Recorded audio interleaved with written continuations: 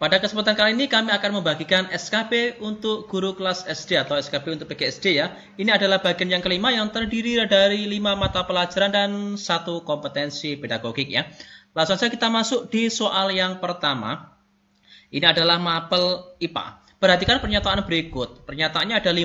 1. Perbedaan jumlah neutron suatu zat. 2. Perbedaan ikatan atom penyusun suatu zat. 3. Perbedaan jumlah dan jenis atom penyusun suatu zat. 4. Perbedaan struktur atom penyusun suatu zat. 5. Perbedaan selisih nomor massa dengan nomor atom suatu zat.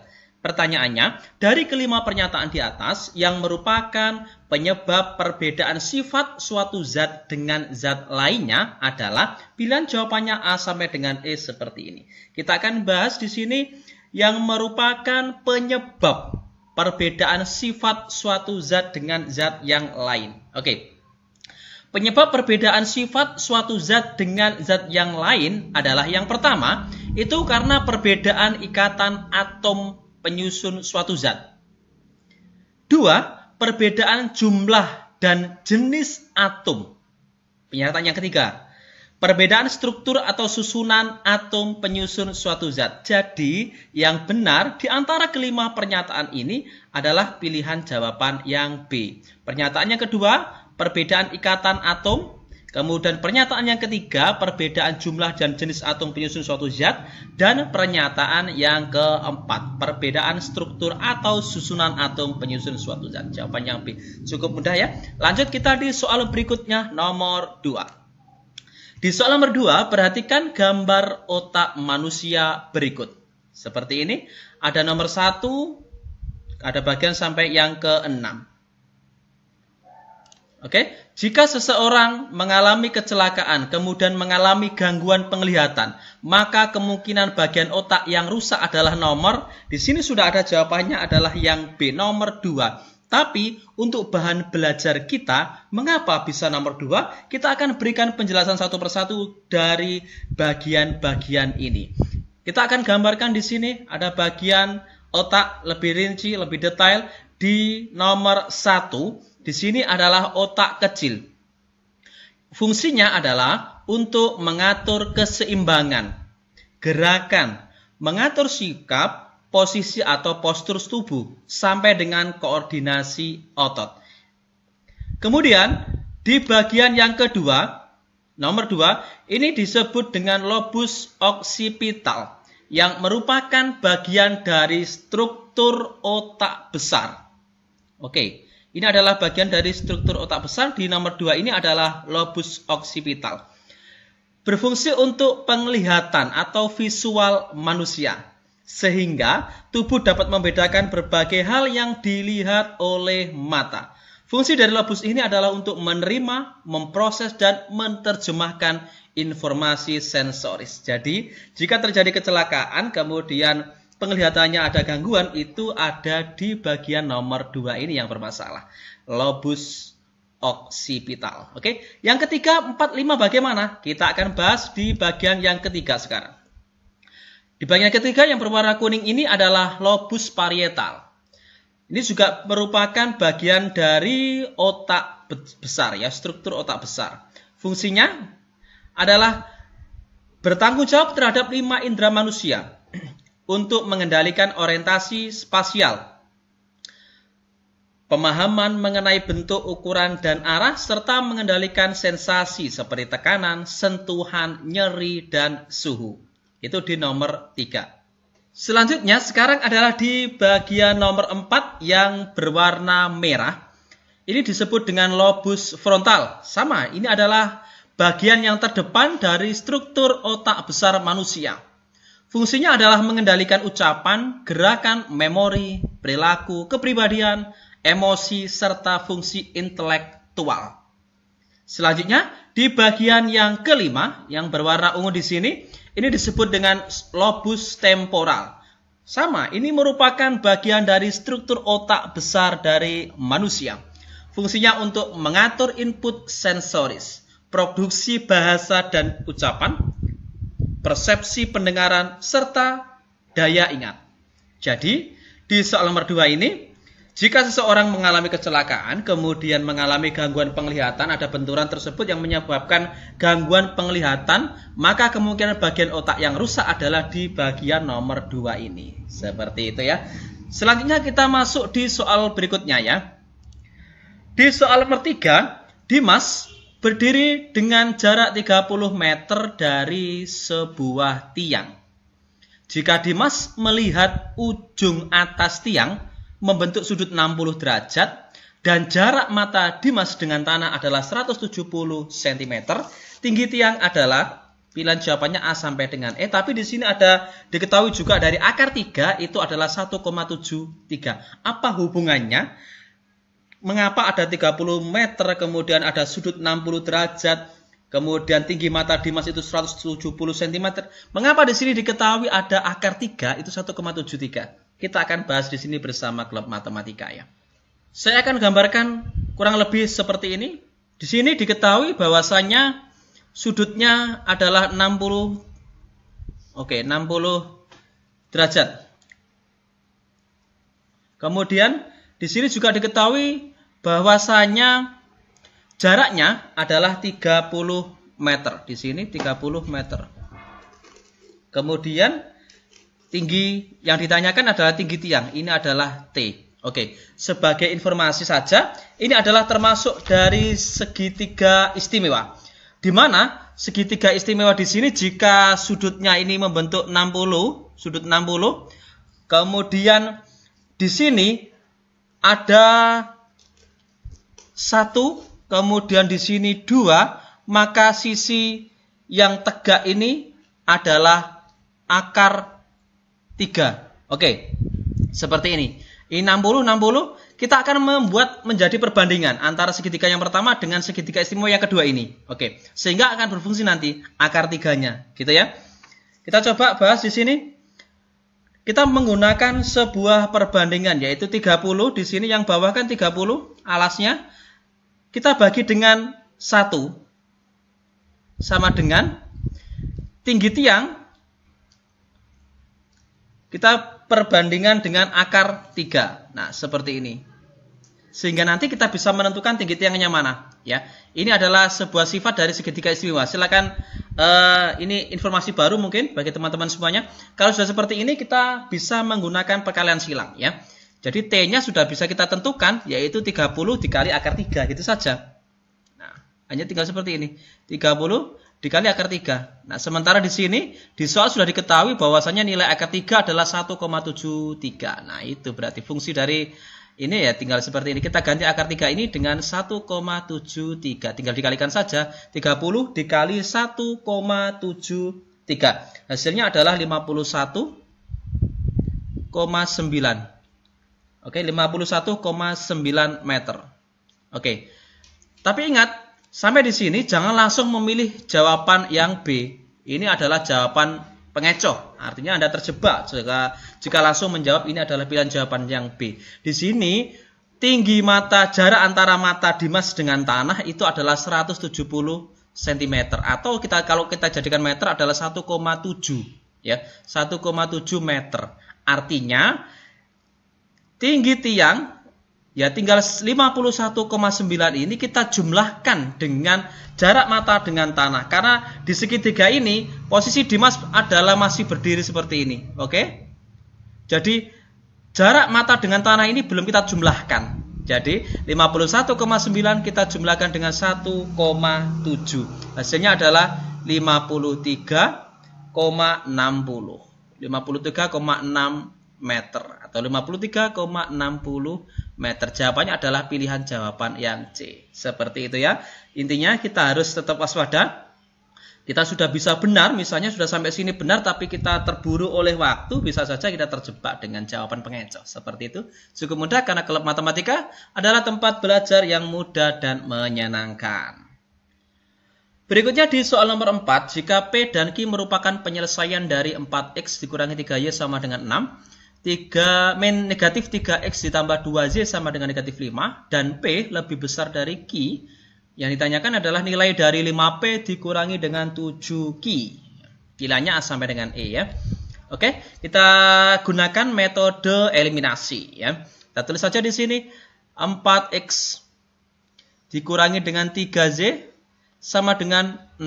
Kemudian negatif 3X ditambah dengan 2Z sama dengan negatif 5. Agar bisa digunakan metode eliminasi, maka salah satunya harus kita samakan. Di sini yang kita samakan adalah Y-nya. Ya, Y-nya. Di sini 3Y, di sini 2Y. Biar sama berarti yang atas ini kita kalikan dengan 2, yang bawah kita kalikan dengan 3. Akhirnya nanti di atas menjadi 6X, yang bawah juga 6X seperti itu. Sehingga ini akan menjadi 4X dikalikan dengan 2 adalah 8X. Kemudian dikurangi 3X dikali 2 adalah negatif 6Y gini. Sama dengan 6 kali 2-nya 12 gitu ya.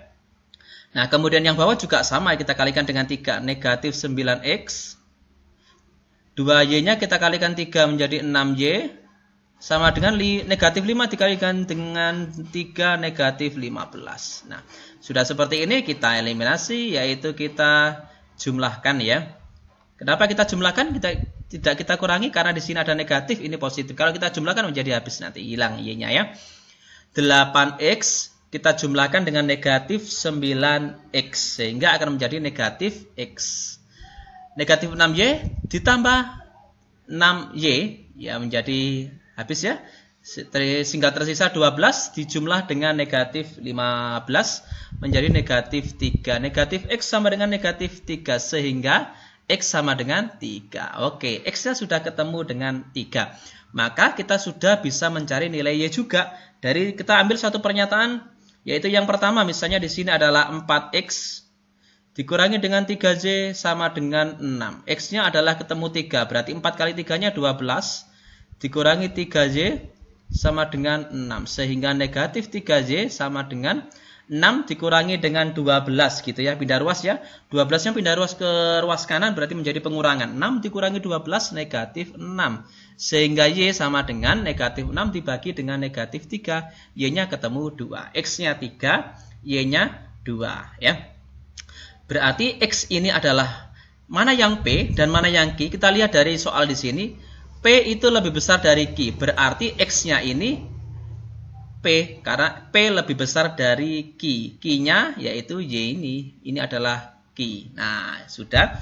Kalau sudah seperti ini, kita lihat yang ditanyakan. Yang ditanyakan adalah nilai dari 5P dikurangi dengan 7Q. 5P dikurangi dengan 7Q. 5P, P-nya tadi 3. 5 kali 3, 15. Q-nya adalah 2. 7 kali 2, 14. 15 dikurangi 14, 1. Ya, selesai. Ternyata jawabannya 1. Pilihan jawaban yang C. Seperti itu, cukup mudah sekali karena klub matematika adalah tempat belajar yang mudah dan menyenangkan. Selanjutnya di soal nomor 5, penjelajahan samudra yang dipelopori oleh bangsa Portugis dan Spanyol menandai berkembangnya imperialisme kuno yang menjadi penyebab kedatangan bangsa-bangsa barat ke Indonesia. Faktor utama yang mendorong timbulnya penjelajahan samudra adalah A. Runtuhnya kekhalifahan barat di Cordoba, B. Runtuhnya kekuasaan dinasti Abbasiyah, C. Ditemukannya jalur pelayaran di selatan Afrika, D. Jatuhnya kota Konstantinopel ke tangan bangsa Turki Utsmani. Kita akan bahas di sini bahwasanya faktor utama yang mendorong timbulnya penjelajahan samudra adalah jatuhnya kota Konstantinopel ke tangan Turki. Kita ketahui bahwasanya kota Konstantinopel ini adalah ibu kota dari Romawi Timur yang merupakan tempat pemasok rempah-rempah bagi bangsa Eropa. Ketika kota ini sudah jatuh ke tangan Turki, maka pasokan rempah-rempah ke Eropa menjadi terhambat. Sehingga bangsa Eropa berusaha untuk mencari sumber asalnya rempah-rempah. Sehingga mendorong timbulnya penjelajahan samudra. Jadi jawabannya adalah pilihan jawaban yang D. Selanjutnya di soal nomor 6. Berikut ini faktor-faktor yang mempengaruhi penawaran dan permintaan. 1. Penjualan sepeda motor matic meningkat karena menjadi idola atau selera remaja. 2. Sejak harga bensin naik, permintaan kendaraan roda 4 menurun. 3. Rumah sakit ibu dan anak melayani vaksin rubella. 4. Warung nasi di depan sekolah menyediakan makanan khas Jawa Timur. Faktor-faktor yang mempengaruhi permintaan ditunjukkan dengan nomor pilihan jawabannya A sampai dengan E. Oke, yang ditanyakan adalah faktor yang mempengaruhi permintaan. Permintaan di sini adalah jumlah keseluruhan barang atau jasa yang ingin dibeli oleh konsumen pada berbagai tingkat harga. Oke, ini definisi dari permintaan. Kemudian faktor-faktor yang mempengaruhi permintaan di sini salah satunya adalah selera masyarakat. Selera atau kebiasaan juga bisa mempengaruhi permintaan suatu barang. Jika selera masyarakat terhadap suatu barang itu meningkat, maka permintaan terhadap barang itu pun akan meningkat. Seperti baru-baru ini, selera masyarakat terhadap masker, disinfektan luar biasa, sehingga permintaan kepada barang itu meningkat. Sampai-sampai pada saat itu masker menjadi langka. Nah, di contoh ini adalah penjualan sepeda motor matic itu meningkat karena menjadi idola atau selera remaja. Faktor yang kedua yang bisa mempengaruhi permintaan adalah harga barang itu sendiri. Oke, harga barang. Apabila harga suatu barang itu murah, maka kecenderungan permintaan terhadap barang itu akan meningkat, akan bertambah. Dan hal tersebut akan berlaku sebaliknya. Jika harga itu meningkat melambung tinggi, maka kecenderungan terhadap permintaan sebuah barang itu akan menurun. Seperti itu ya.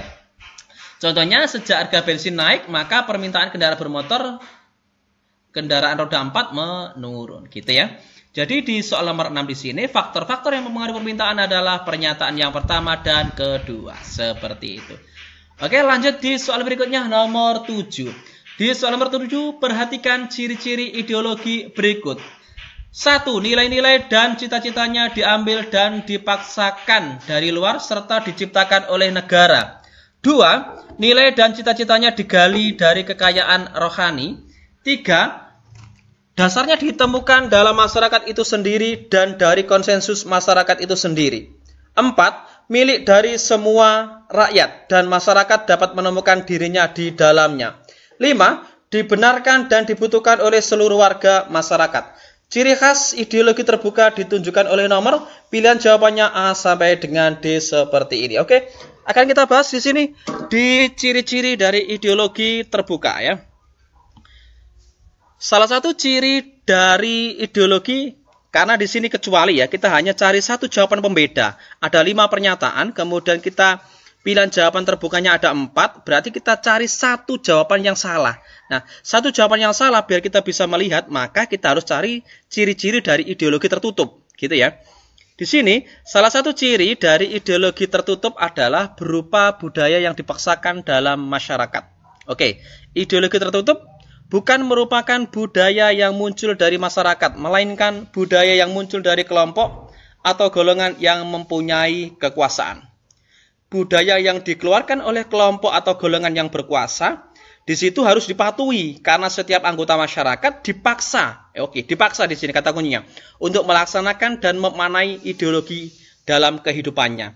Jadi, di soal nomor 7 yang termasuk ideologi, ciri dari ideologi tertutup adalah pilihan pernyataan yang pertama. Sehingga pernyataan yang pertama ini menjadi salah.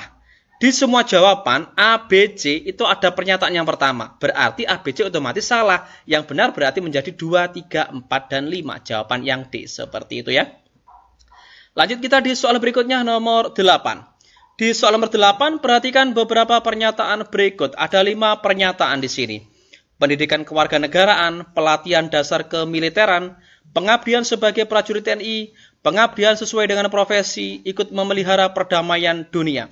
Yang ditanyakan di soal adalah bentuk-bentuk bela negara menurut Undang-Undang Nomor 3 Tahun 2002, Pasal 9 Ayat 2, ditunjukkan oleh nomor pilihannya A sampai dengan E. Oke, kita akan bahas di sini tentang Undang-Undang Nomor 3 Tahun 2002, khususnya di Pasal 9.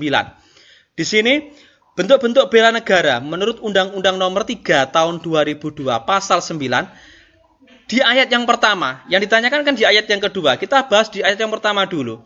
Di sini setiap warga negara berhak dan wajib ikut serta dalam upaya bela negara yang diwujudkan dalam penyelenggaraan pertahanan negara. Pada Pasal 9 ayat 2, keikutsertaan warga negara dalam upaya bela negara sebagaimana yang dimaksud dalam ayat 1 diselenggarakan melalui yang pertama, pendidikan kewarganegaraan, yang kedua, pelatihan dasar kemiliteran, yang ketiga, pengabdian sebagai prajurit Tentara Nasional Indonesia secara sukarela atau secara wajib, dan yang keempat, pengabdian sesuai dengan profesi. Sementara di pasal 3-nya, di ayat 3-nya maaf, itu ketentuan mengenai pendidikan kewarganegaraan, pelatihan dasar kemiliteran secara wajib, dan pengabdian sesuai dengan profesi yang diatur dengan undang-undang. Jadi, yang sesuai dengan Undang-Undang Nomor 3 Tahun 2002, Pasal 9 ayat 2 adalah di pilihan jawaban 1, 2, 3, dan 4. Yang salah adalah di pernyataan yang kelima. Seperti itu ya. Oke, lanjut kita di soal nomor 9. Ini tentang bahasa yang lebih mudah. Bacalah teks berikut. Oding sedang berlibur di rumah kakeknya. Rumah itu besar dan tua. Ruang tamunya luas. Ruang tengahnya lebar. Kamar tidurnya banyak. Kakek dan nenek tidur di kamar tengah. Kamar yang lainnya kosong. Rumah ini adalah rumah warisan. Yang kedua, mengapa tadi malam kau mengigau? Tanya kakek pada pagi harinya. Tidak, kek, tidak mengigau. Benar-benar ada yang mempermainkan jendela. 3, kau lihat sesuatu? Yang keempat, tidak, kek, tapi malam nanti kakek tidur denganku ya, rajuk Oding. Yang ditanyakan di soal adalah bukti tokoh Oding seorang yang penakut adalah pada bagian apa? Di sini jelas adalah di bagian yang nomor 4. Mengapa? Di sini ada kata tidak, kek, tapi malam nanti kakek tidur denganku. Nah, malam nanti kakek tidur denganku artinya tidak berani tidur sendiri. Ini membuktikan bahwasanya Oding adalah takut. Jadi jawaban yang benar adalah pilihan jawaban yang D. Seperti itu ya. Oke, lanjut di soal nomor 10 ya. Dari beberapa karakteristik berikut ini yang sesuai dengan karakteristik penelitian ilmiah adalah A. Sistematik, logis, empirik, dan replikatif. B. Sistematik, logis, teoritis, dan replikatif. C. Bahasanya jelas, akurat, teoritis, dan dapat ditindaklanjuti. D. Empirik, subjektif, logis, dan dapat diverifikasi. Oke, kita akan bahas di sini. Karakteristik dari penelitian ilmiah adalah yang pertama harus sistematik. Apa yang dikatakan sistematik? Sistematik di sini adalah penelitian itu harus disusun dan dilaksanakan secara berurutan sesuai dengan pola dan kaidah yang benar. Berarti jawaban A dan B masih betul. C dan D salah sudah ya. Yang kedua harus logis. Apa logis itu? Artinya suatu penelitian dikatakan benar apabila dapat diterima oleh akal dan berdasarkan fakta empirik. Masih betul ya? Yang ketiga adalah empirik. Oh, berarti jawabannya sudah A karena sudah empirik. Arti dari empirik di sini adalah suatu penelitian yang didasarkan pada pengalaman sehari-hari. Berarti yang keempat pasti replikatif, yaitu penelitian harus atau sudah pernah dilakukan dan harus diuji kembali oleh peneliti lain. Jadi, yang termasuk dari karakteristik penelitian ilmiah adalah sistematik, logis, empirik, dan replikatif. Pilihan jawaban yang A. Seperti itu ya.